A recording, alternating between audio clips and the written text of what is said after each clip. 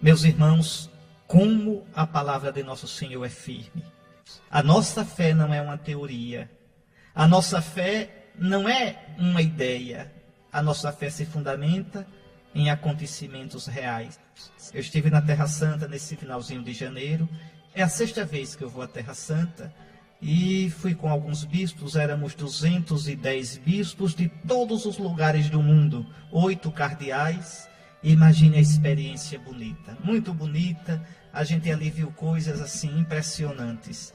E o mais impressionante de tudo na Terra Santa é você, quando visita os lugares santos, quando anda naquela terra, escutando os nomes dos lugares que sempre aparecem na Sagrada Escritura, o Mar da Galileia, onde Nosso Senhor pregou, onde Nosso Senhor acalmou a tempestade, onde caminhou sobre as águas. Ali às margens daquele lago ele chamou os primeiros discípulos.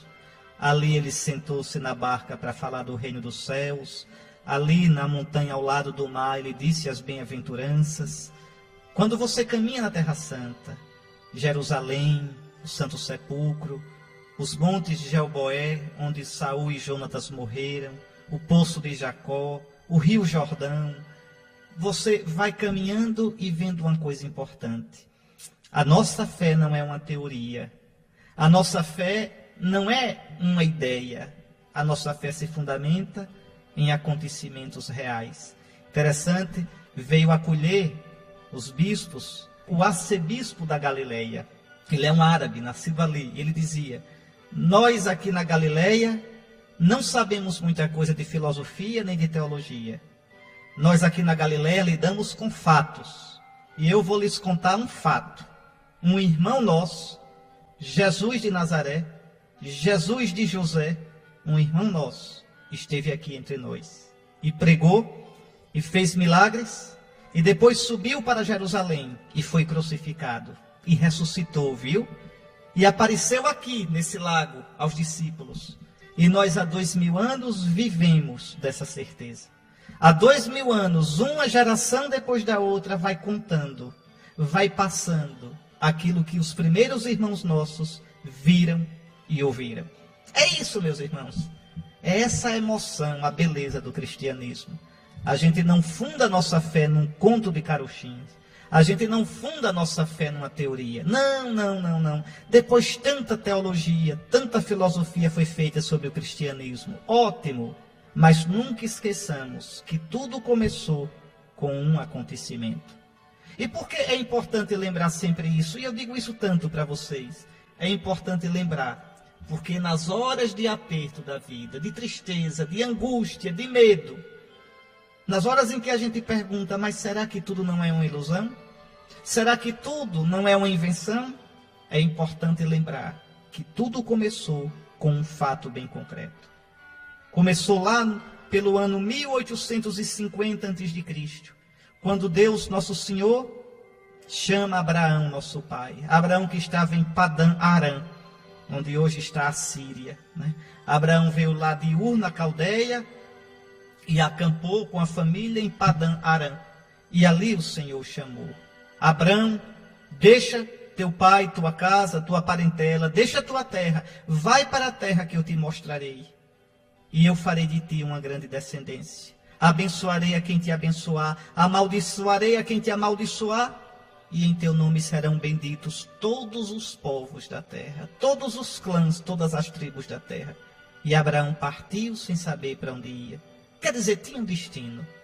O destino dele era Deus. Não interessa onde está a terra, interessa que Deus esteja com ele. Pois ali começa tudo. E você vê, você toca naquela terra que Deus deu a Abraão. E você vê os árabes, os judeus, os cristãos que se consideram filhos de Abraão, como Deus cumpre as promessas dele. Depois, o povo no Egito, escravo, debaixo do chicote egípcio, e Deus o liberta por Moisés. Não é uma brincadeira. Está lá o Monte Nebo, onde Moisés contemplou a Terra Santa e morreu sem entrar na terra. Está lá Jericó, a cidade mais antiga do mundo, que caiu com a chegada dos israelitas. Estão lá tantas marcas dos profetas de Israel. O Monte Sião, a cidade de Davi. o túmulo do rei Davi, e assim vai. E finalmente o nosso Jesus. Lembre de Paulo, que perseguia a igreja e que diz: eu vi o Senhor, eu vi aquele que me separou desde o seio da minha mãe, me escolheu para que eu pregasse o evangelho de Jesus. Eu vi o Senhor ressuscitado. O Senhor ressuscitado apareceu a mim e apareceu a mais de 500 irmãos. Apareceu primeiro a Cefas, a Pedro, depois aos 12, depois a Tiago. Então, meus irmãos, a nossa fé, a nossa esperança são firmes, não se baseiam em ilusão, não se baseiam em crendices, não se baseiam em mitos, em fábulas. É preciso sempre lembrar disso. A cruz é concreta, mas é concreta também a ressurreição. Então, eu trago para vocês a paz da Terra Santa.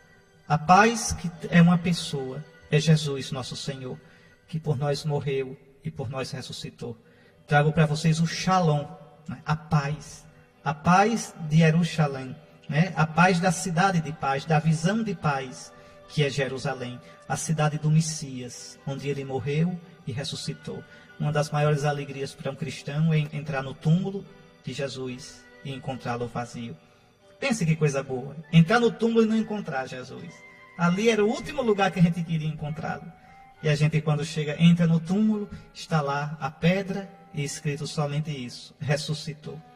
Pronto, não está aqui, ressuscitou. A morte não poderia prender aquele que é o Senhor da vida. A morte não poderia prender aquele que é a vida. Nessas férias também eu vi com meu sobrinho, deixa eu contar para vocês um pouquinho essas coisas, depois a gente vai meditar a palavra de Deus como a gente faz. Eu tenho um sobrinho muito inteligente e eu quis mostrar para ele 2 filmes. Um de ficção científica, um filme muito interessante, se você puder assistir um dia, assista. Chama-se Contato. Foi inspirado na obra de Carl Sagan. Os mais velhos devem se lembrar que o Fantástico passou um tempo, só uns anos atrás, viu? Os mais novos não se lembram, não.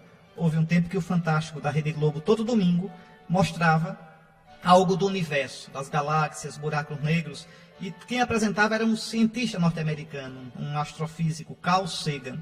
Ele morreu de câncer, era ateu. E o filme é baseado numa obra dele, muito interessante, vale a pena. É um filme que poderia ser assistido nas escolas, para debate, nos grupos de jovens e até por adultos, porque coloca a questão da fé, da existência de Deus de modo muito interessante. Então eu quis ver com meu sobrinho.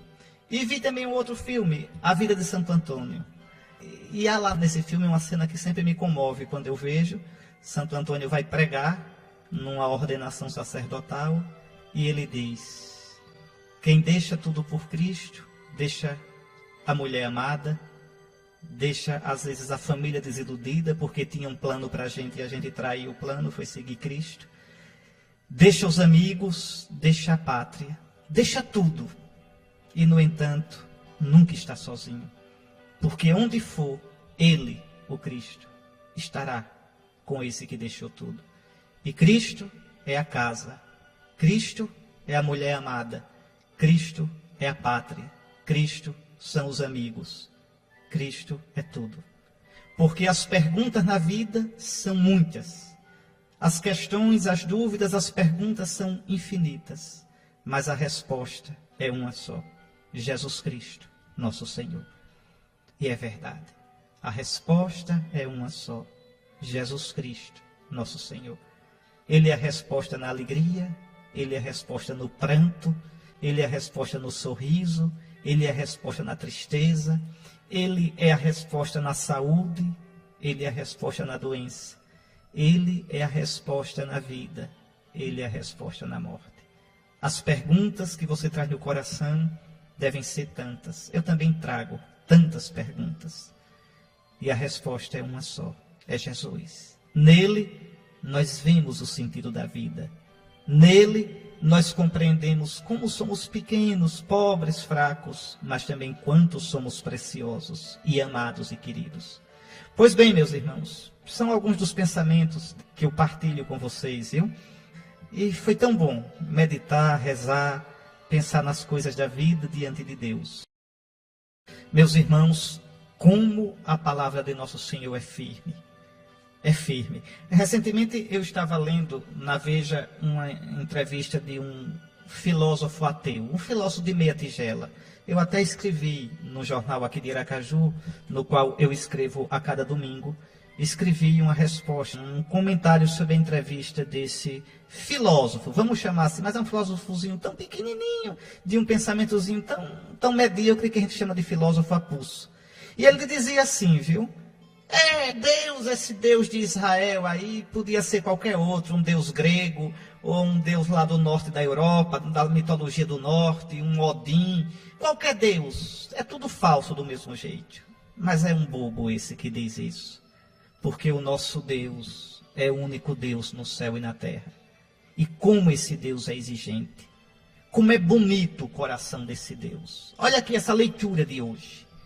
Me diga, qual é o primeiro mandamento? Como é que está lá? Jesus uma vez disse, como é que está? Como é que tu lês esse mandamento? O primeiro mandamento é, ouve, ó Israel, o Senhor nosso Deus, o Senhor é um só. Amarás o Senhor teu Deus de todo o teu coração, de toda a tua alma e com todo o teu entendimento. Escute, né? Ouve, Israel, ouve, aprende. O Senhor nosso Deus, o Senhor é um só. Mas aqui, meus irmãos, o sentido desse mandamento não é uma questão matemática. Existe um só Deus e não existem dois. Não, é uma questão muito mais profunda.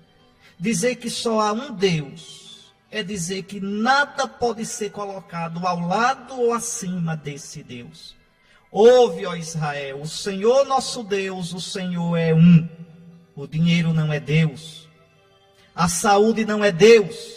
A família não é Deus, o teu poder não é Deus, o teu interesse não é Deus. Só o Senhor é Deus. Um é o nosso Deus no céu e na terra.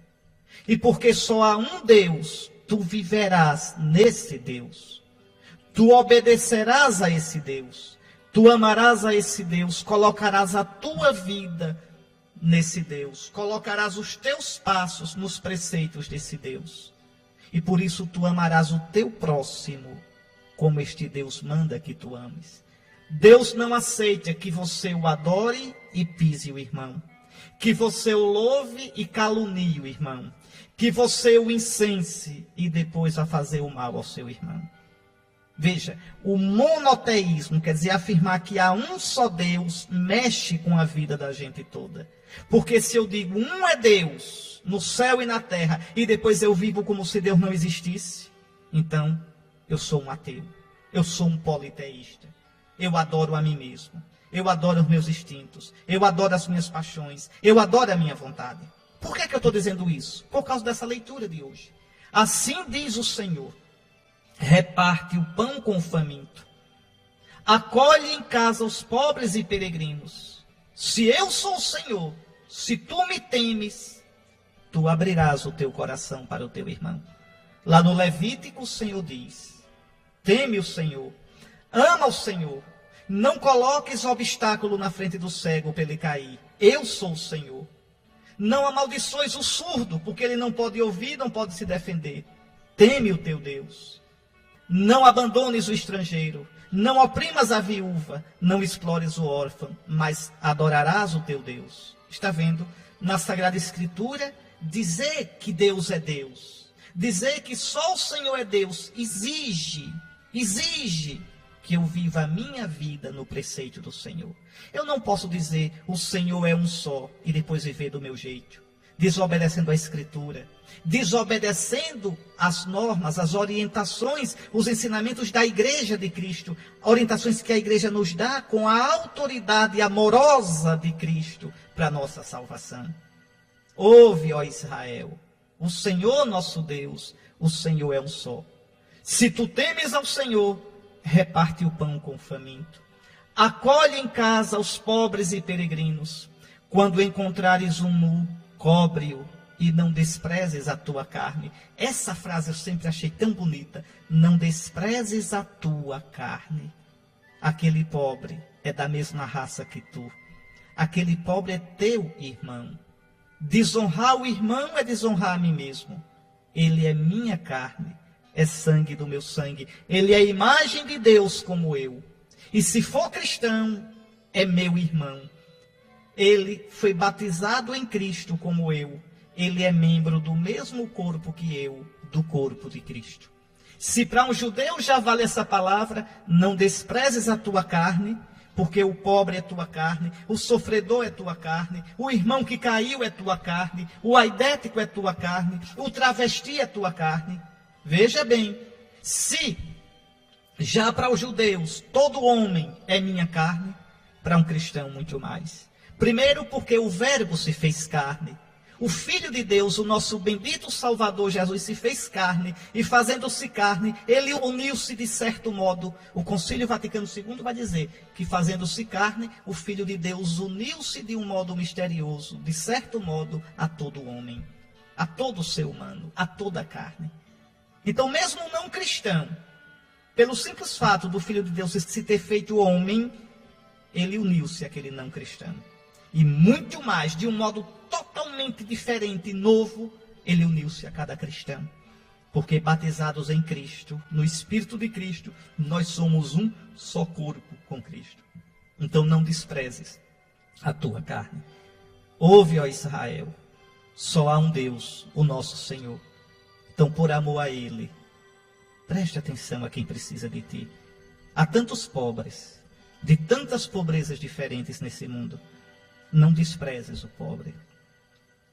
Como é bom, como é consolador, como é bonito quando a gente faz o bem a alguém e aquele alguém olha para a gente e diz: Deus lhe pague, Deus lhe pague, Deus o recompense. E a bênção do pobre, acredite, a bênção do pobre, o Senhor a escuta e a confirma. Por isso o profeta diz hoje, olha aí o versículo 8: então brilhará a tua luz como a aurora, a tua saúde há de recuperar-se mais depressa, à frente caminhará a tua justiça, e a glória do Senhor te seguirá. Então invocarás o Senhor, e Ele te atenderá. Pedirás socorro, e Ele dirá: eis-me aqui. Isso não quer dizer que vai dar tudo certo para você não, viu? Mas quer dizer que você vai, de tal modo, seu coração sentir a presença do Senhor, que venha o que vier, você é forte. Venha o que vier, você é rico. Venha o que vier, você é imbatível. Porque o Senhor é a tua luz e a tua salvação. De quem tu terás medo? Podem cair milhares a teu lado. Pode cair um exército à tua direita. Tu permanecerás firme, porque colocaste a tua força no Senhor. Tu gritarás, invocarás o Senhor, pedirás socorro e Ele dirá: eis-me aqui. Se tu destruíres teus instrumentos de opressão, se deixares os hábitos autoritários e a linguagem maldosa, se acolheres de coração aberto o indigente, se prestares socorro ao necessitado, então o Senhor, na treva dessa vida, será a tua luz, e a tua vida será como o meio-dia. Que palavra bonita, meus irmãos. Experimente, faça experiência, vá. Experimente levar a sério os preceitos do Senhor. Experimente viver de verdade o que ensina a Santa Igreja, que é tua mãe, que te gerou para Cristo no batismo. Experimente deixar de lado a crítica, deixar de lado a vaidade, a soberba, o azedume. Experimente ser humilde diante do Senhor. Experimente viver aquilo que a Escritura ensina, que é a imitação de Cristo, que eu já pedi para você comprar, que a imitação de Cristo ensina, e você verá a doçura chegar no seu coração, e você conhecerá a verdadeira alegria, a verdadeira paz, a verdadeira felicidade. Olhe, minha gente, a gente quando tem Deus tem tudo. Agora, para ter Deus, é preciso deixar tudo em segundo plano por causa de Deus. Muito bem, é isso que a primeira leitura de hoje nos ensina. Está aí, meus irmãos. Mais uma vez, a palavra do Salmo confirma a primeira leitura que acabamos de meditar. O justo, aquele homem que é caridoso, prestativo, aquele homem que é reto diante do Senhor, o seu coração está sempre tranquilo, não teme nada. Ele não teme, porque mesmo recebendo notícias más, ele confia no Senhor e o seu coração está seguro. Jamais vacilará o homem reto. A sua lembrança permanece eternamente. Deus vai lembrar-se dele sempre, sempre, e socorrê-lo. Socorrê-lo, mesmo quando ele é quebrado, interiormente ele está em paz, interiormente ele é firme. Olha, nós estamos escutando esta primeira carta de São Paulo aos Coríntios desde o segundo domingo comum. Nós já estamos no quinto domingo. Então, segundo, terceiro, quarto, quinto. Este é o quarto domingo que a igreja nos faz ouvir esta primeira carta de São Paulo aos Coríntios. Vai nos fazer ouvi-la todinha. É assim, viu? A igreja vai pegando um texto bíblico, um livro, e faz com que nós o escutemos todinho durante os domingos. Lembre bem, São Paulo aqui, eu já expliquei para vocês, lá no segundo domingo, eu expliquei um pouquinho quando foi escrita esta carta, como era a cidade de Corinto. São Paulo, só para que você entenda, São Paulo fez a sua primeira viagem apostólica. Na segunda viagem apostólica, ele visitou Corinto e evangelizou Corinto. Só para você se lembrar, Corinto era uma das grandes cidades do Império Romano. Corinto era uma cidade cosmopolita, havia muitos estrangeiros, gente do Império todo. Corinto era uma cidade depravada, havia 2 portos em Corinto. E se um porto só já é lugar de depravação, imagine 2. Porque Corinto fica num istmozinho, numa faixinha estreita de terra banhada por 2 mares. Então tinha o porto dos 2 lados. Está certo? Agora veja, São Paulo chega ali muito para baixo. Eu vou explicar por quê. Mas antes, olha o que São Paulo diz, recordando: irmãos, quando fui à vossa cidade, anunciar-vos o mistério de Deus, não recorri a uma linguagem elevada ou ao prestígio da sabedoria humana. São Paulo chega, eu dizia nesse instante, para baixo. Por quê? Porque ele tinha evangelizado, tinha pregado o evangelho em Tessalônica, na cidade de Tessalônica, e colocaram-no para correr de lá. Aí foi para Filipos. Em Filipos ele levou uma bela surra e foi colocado para correr. Aí foi para Atenas. Em Atenas ele pregou no Areópago, falou de Cristo usando a filosofia grega. Quando falou na ressurreição, os atenienses zombaram dele, mangaram dele. Olha, a gente escuta você outra hora, viu? Agora a gente tem o que fazer. Veja. Então São Paulo chega em Corinto para baixo, para baixo. Apanhou, foi corrido de Tessalônica. Apanhou em Filipos. Tentou usar a filosofia grega para convencer os atenienses, fracassou. Chega em Corinto, uma cidade pervertida, para baixo mesmo. E ele vai falar do que em Corinto? Da cruz de nosso Senhor Jesus Cristo. Paulo pensa: homem, a sabedoria humana é loucura.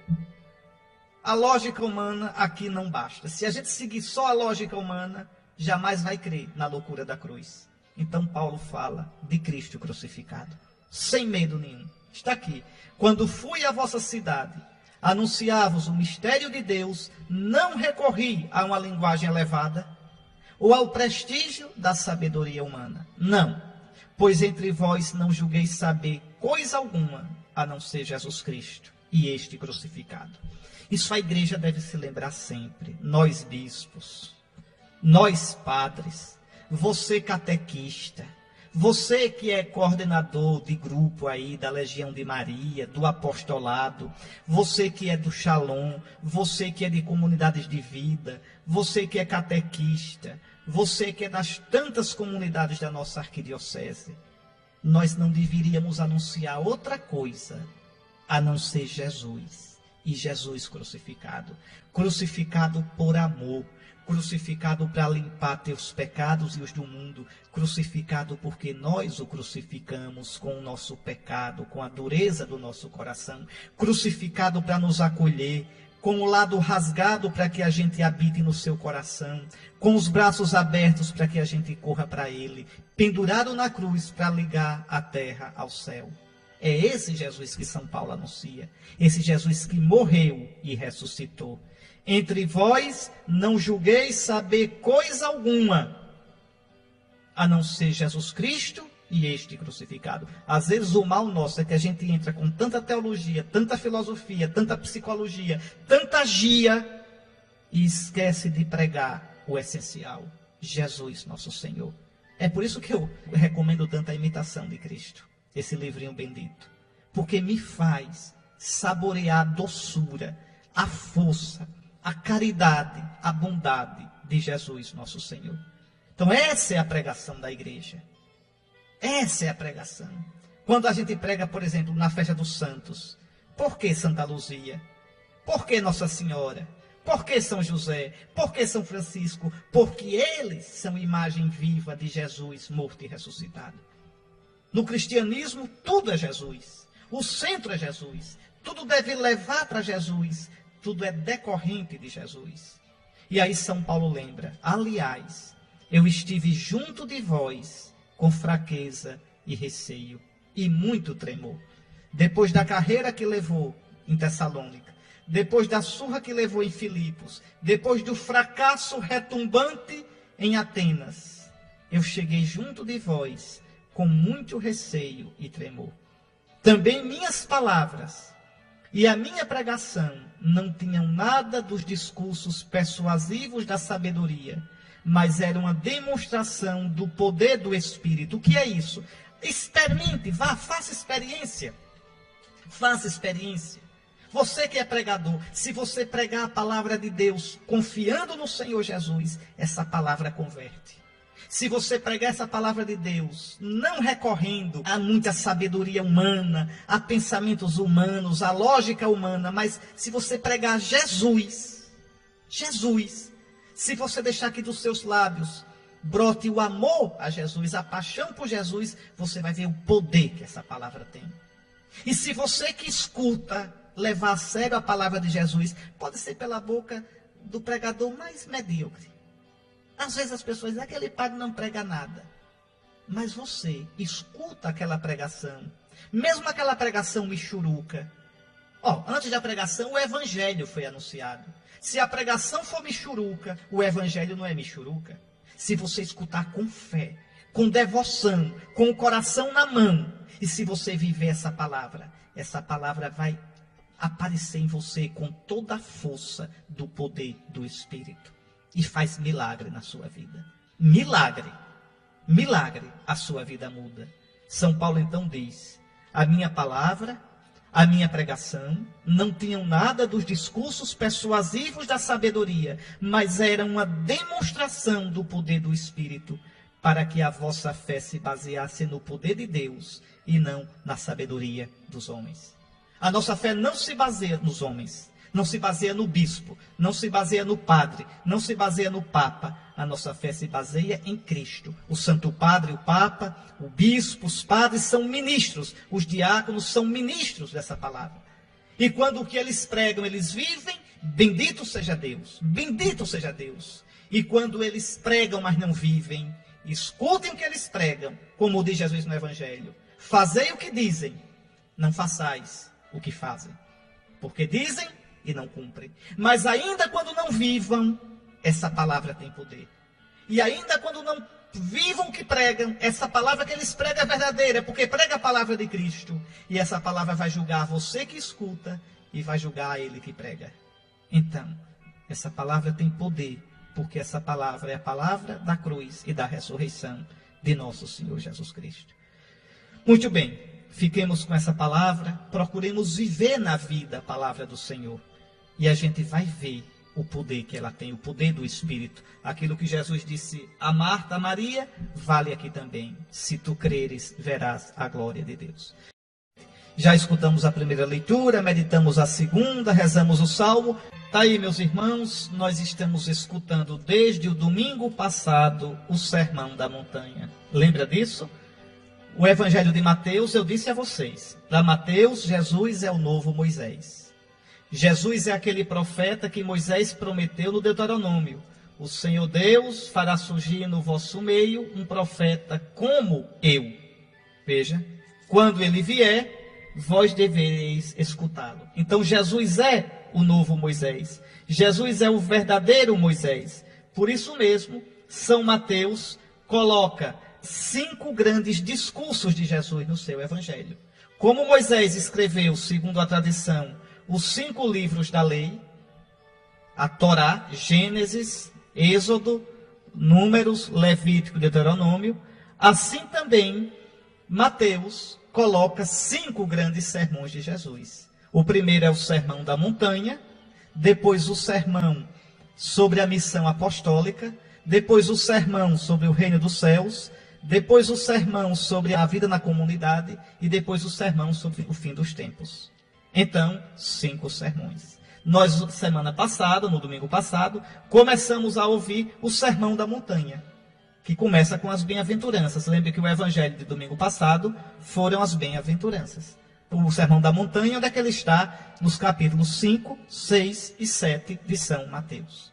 E hoje Jesus diz: vós sois o sal da terra. Ora, se o sal se tornar insosso, com que salgaremos?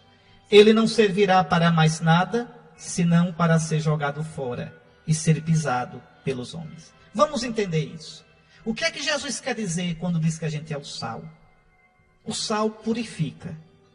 O sal dá sabor. O sal conserva. Mas o sal não é a comida. O sal é um pouquinho na comida. Veja, o mundo todo nunca vai ser cristão, não se iluda. Jesus nunca pensou que todo mundo ia ser cristão. O que Jesus quer, o que Jesus pensou, é que os cristãos, seja aquele pouquinho, que seja diferente. O cristão não é melhor nem pior do que ninguém, mas tem que ser diferente. O cristão é aquele que vive segundo Cristo. O nosso mal é que a gente tem cristão demais e cristão de menos. A gente tem um monte de cristão, mas que não é cristão. Então, sal da terra. Quer entender melhor isso? Se você olhar o livro do Levítico, capítulo 2, versículo 13, escute o que o Senhor diz. Salgarás todas as tuas oblações. Não deixarás faltar à tua oferta o sal da aliança de teu Deus. Porás, pois, sal em todas as tuas ofertas. Levítico 2:13. Ou seja, toda oferta que era feita no templo tinha que ter uma pitada de sal. Toda oferta. Pois bem, o cristão é esta pitada de sal que torna o mundo todo agradável a Deus. Vós sois o sal da terra. Vós sois a minoria. Vós sois a pitadinha. Vós sois o pequeno rebanho, tão fraco aparentemente. Um pequeno rebanho que não é segundo a sabedoria do mundo, como disse São Paulo na segunda leitura de hoje. Um pequeno rebanho que para o mundo é indicado de tolo, de boboca, de besta. Mas vós sois o sal. Vós sois esse pouquinho de sal que torna esse mundo agradável a Deus. Esse mundo sem graça, esse mundo empanturrado de diversão perversa, pervertida, esse mundo empanturrado de sexo, de bebida, de futilidade, de ganância, de disputa de poder, de dinheiro, de superficialidade. Vós, olhe meus irmãos, eu vou repetir, o mundo nunca será todo cristão, mas é importante que os cristãos sejam cristãos de verdade, que o mundo olhe para a gente e veja na gente um modo diferente de viver, no amor, na felicidade, num coração cheio de Deus. O problema nosso é que a gente tem cristão demais, e cristão demais que tem vida cristã de menos. Cristão demais que vive de modo pagão. Cristão demais que pensam como os pagãos, fazem como os pagãos, falam como os pagãos, vivem como os pagãos. Cristão demais que não são nem sal, nem luz. Esse é o problema. Esse é o problema. Como era bom que os cristãos fossem poucos e mais cristãos. Como era bom. É verdade que nosso Senhor quer que a gente proclame o seu santo nome, evangelize até os confins da terra. Mas muita gente se engana e diz assim, não, todo mundo tem que ser cristão. Então, para que todo mundo seja cristão, vamos maneirar o cristianismo. Vamos maneirar. A gente aceita divórcio, a gente aceita aborto, a gente aceita que acabe com o celibato, a gente aceite casamento gay, a gente aceita preservativo e anticoncepcional no casamento, a gente aceita tudo, contanto que todo mundo seja cristão. Não, está errado. Não é isso que Cristo quer, é o contrário. Cristo quer que a gente viva uma vida de verdade para Ele, de verdade, que os casais tenham uma vida santa, nada de preservativo na vida sexual, nada de anticoncepcional, que os jovens sejam castos, que os cristãos sejam honestos nos negócios, que as famílias vivam em paz. tudo isso por amor a Jesus. Não é por uma lei exterior, não é por uma imposição, é por amor, é por encanto com Jesus. Ouve, ó Israel, o Senhor nosso Deus é o único Senhor. Se alguém quer ser meu discípulo, renuncie-se, tome a sua cruz. Se alguém me ama, guarde a minha palavra. Então o cristão vive assim. O cristão é diferente. Não é melhor nem é pior que ninguém, mas deve ser diferente. E sendo diferente, ele se torna sal. E aí quando os pagãos veem, porque os pagãos podem ter tudo, viu? Inteligência, dinheiro, serem bem-sucedidos, mas faltará sempre a paz. Não conhecerão o amor de nosso Senhor Jesus Cristo. Depois Jesus diz, vós sois a luz do mundo. Então a luz não é o quarto todo. A luz não é o ambiente todo. Mas a luz é aquela chamazinha que ilumina tudo.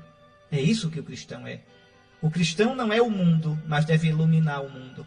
Não pode ficar escondida uma cidade construída sobre o monte. Ninguém acende uma lâmpada e a coloca debaixo da vasilha, mas num candeeiro, onde brilha para todos os que estão na casa. Brilha a vossa luz diante dos homens, para que vejam as vossas boas obras e louvem o vosso Pai que está nos céus. Tem umas coisas na igreja hoje que, a mim pelo menos, me angustiam tanto. Eu estava no aeroporto de Roma, esperando o avião para voltar para o Brasil, e vi um rapaz muçulmano rezando no aeroporto. No aeroporto de Roma. Deu a hora da oração, colocou lá o tapete no chão e fazendo aquele monte de reverência que os muçulmanos fazem. A gente tem vergonha de ser cristão. A gente tem vergonha de falar de Jesus. A gente tem vergonha de rezar em público. A gente tem vergonha, às vezes, de usar o nosso distintivo de padre em certos ambientes. A gente tem vergonha. Oh, meu Deus! E Jesus diz, brilha a vossa luz. Brilha aquilo que vós sois. Brilhem as vossas boas obras.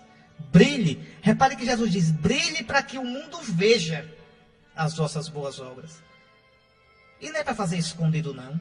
Jesus não diz que é para entrar no quarto. Cuidado com o que Jesus quer dizer. Eu não devo fazer para os outros verem. Mas bendito eu, quando eu fazendo, os outros virem.